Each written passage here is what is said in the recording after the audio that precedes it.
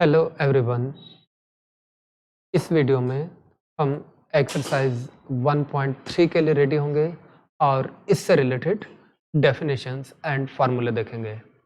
तो हमारे पास first definition आती है subsets. If every element of a set A is also an element of another set B then we say that A is a subset of B. अगर एक set ए आपके पास ऐसा है जिसका कि हर एक एलिमेंट सेट बी के अंदर भी हो तो हम कहेंगे ए बी का सबसेट है। ए का हर एलिमेंट बी के अंदर हो तो ए बी का सबसेट है, मतलब ए बी के अंदर है। ए का पूरा एरिया, पूरे एलिमेंट, सारे ही एलिमेंट्स बी के अंदर हैं। इस सिचुएशन में हम कहेंगे A is a subset of B. A is a subset of B के लिए ये वाला नोटेशन होता है, ए सबसेट ऑफ बी।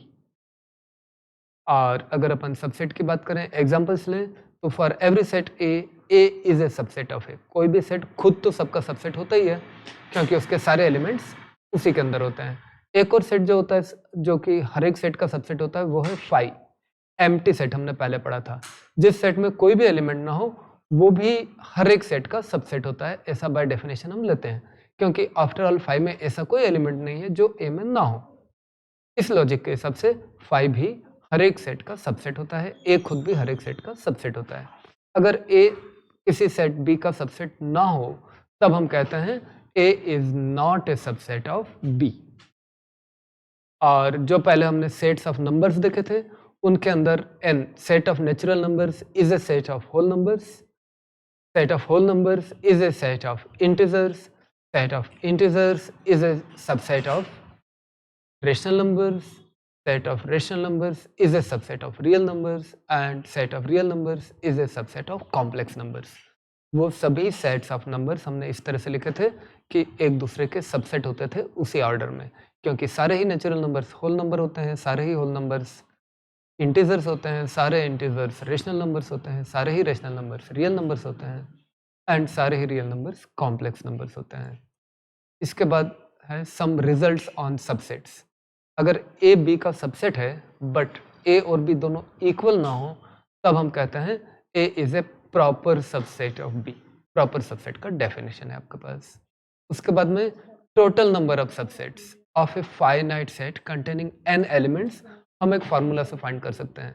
अगर कोई सेट फाइनाइट है, उसमें एन एलिमेंट्स हैं, तो उसके टोटल नंबर ऑफ सबसेट्स होते हैं 2 to the power n। If A is a subset of B, अगर ए बी का सबसेट हो तो हम कहते हैं B is a superset of A, और सुपर सेट के लिए हम सबसेट का रिवर्स सिंबल करके यूज करते हैं, B is a superset of A. अगर ए बी का सबसेट है एंड बी भी ए का सबसेट है तब ए और बी दोनों इक्वल सेट होंगे, क्योंकि ए का हर एलिमेंट बी में है, बी का हर एलिमेंट ए में है। ऐसा तो तभी होगा जब ए एंड बी दोनों के पास सेम एलिमेंट्स हों। एक और रिजल्ट है, अगर x belongs to A implies x belongs to B, यानी अगर कभी भी कोई एलिमेंट A में हो इसका मतलब यह है कि वो एलिमेंट B में भी चला गया। For all x in A then A is a subset of B। ये भी वापस से डेफिनेशन का ही रीस्टेटमेंट है। अगर A के अंदर कोई भी एलिमेंट लें और वो B में चले जाए x के हर एक एलिमेंट के लिए, यानी A का हर एक एलिमेंट B में चला जाता है, तब A B का सबसेट होगा। यह भी एक प्रोसीजर है जिसका हम यूज़ करेंगे सेट्स को सबसेट प्रूव करने के लिए और बाद में जाकर के इसकी हेल्प से इक्वल प्रूव करने के लिए भी। जब इस टाइप के क्वेश्चंस हम देखेंगे तो प्रोसीजर आपको और क्लियर हो जाएगा।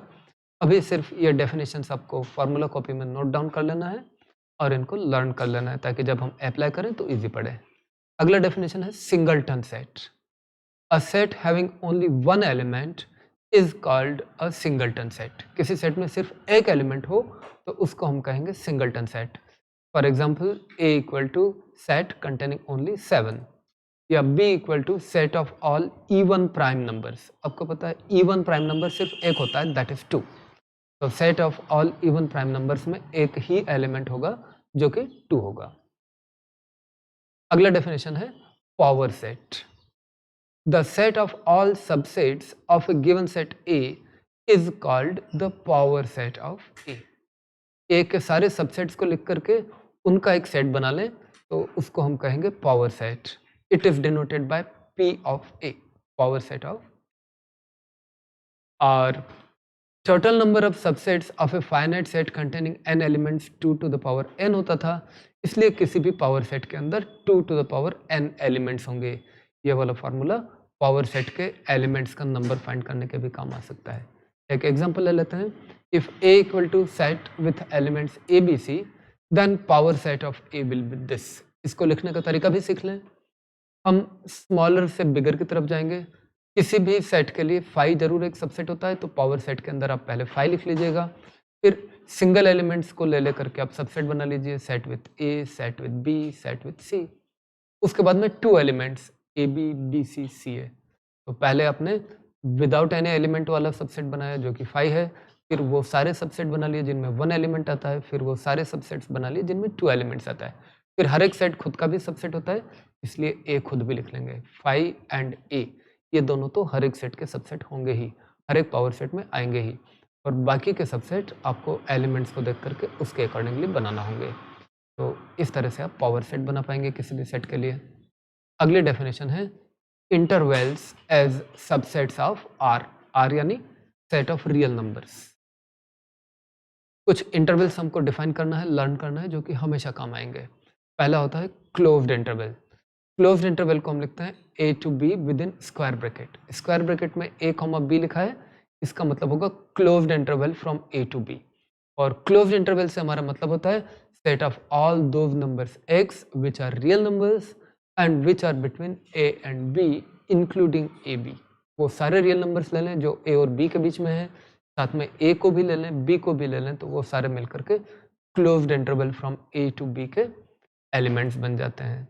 इसको अगर हम नंबर लाइन पर एक्सप्रेस करें तो आप नंबर लाइन के अंदर a को हाईलाइट करना है, b को हाईलाइट करना है और a को b को इंक्लूड करके उनके बीच के सारे रियल नंबर्स जो कि नंबर लाइन पर आते हैं उन सभी को ले लेना है. तो a से b तक के सारे real numbers including a and b closed interval बनाते हैं. अगला इंटरवल होता है ओपन इंटरवल, जिसका नोटेशन होता है a, b in open brackets. ये कोऑर्डिनेट्स नहीं है, इंटरवल है.